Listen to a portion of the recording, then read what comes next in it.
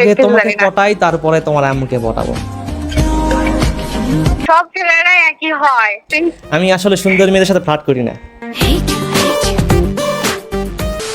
Hey guys, কি অবস্থা? আশা করি তোমরা অনেক বেশি ভালো আছো, আমিও ভালো আছি। কালকে রাতে একটা মেয়ে আমাকে ইনবক্স করে বলতেছে যে এটা আমার বান্ধবীর নাম্বার, আপনি একটু ওকে পটানোর ট্রাই করেন।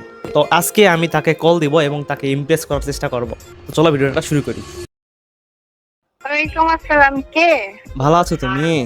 এই তো আলহামদুলিল্লাহ। চিনলাম না তো, কে? আমাকে তুমি হয়তো চিনো কিন্তু এখন বুঝতে পারতেছো না, কিন্তু তুমি আমাকে চিনো। কেমনে চিনলাম? 3 ঘন্টা কথা বলা যাবে কি তোমার সাথে? না, আমি অত কথা কাজ বলতে যাবো আপনার সাথে। তাহলে চিনি না কিছু না। তাহলে কতক্ষণ কথা বলতে পারবা? পরিচয় দেন। আমি পরিচয় দিচ্ছি, তার আগে একটু কথা বলো। বলেন। যে তোমার নাম সুমাইয়া হওয়া বাদ দিয়ে মোবাইল ফোন হলে ভালো হতো, কারণ তোমাকে ছাড়া আমার ভালো লাগে না। বাবা, আচ্ছা ঠিক আছে, তারপর? तो गेम बजाना पड़ेगा। এই তো 3 দিন আগে আমি তোমাকে দেখছিলাম, বুঝছো?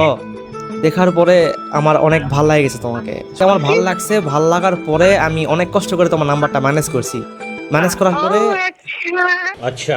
এখন তোমাকে ডিরেক্ট কল দিলাম। না, আসলে এটা ছেলে মানুষের এগুলা জানি, বুঝছেন? এগুলা কিছু না, ফাও কথা। আপনি এগুলা বুঝি, মানে এগুলা বুঝি, এগুলা না। সব ছেলেরাই একই হয়। আমি কোথায় আসলে একটা কথা আচ্ছা শোনো, আমি আসলে পারবেন তো আপনি? কোথায় একটা সব ছেলেদের মতো না, আমি একটু আলাদা।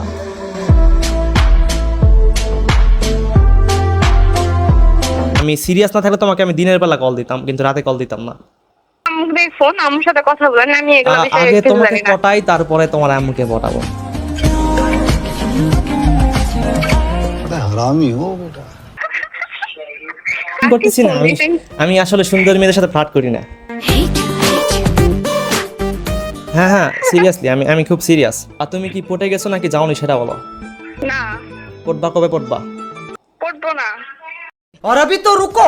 শোনো, তুমি যদি না পড়তা না তাহলে কল কেটে দিতা। তোমার ভাল লাগছে এই জন্য তুমি এতক্ষণ কল কাটনি। इसका मतलब है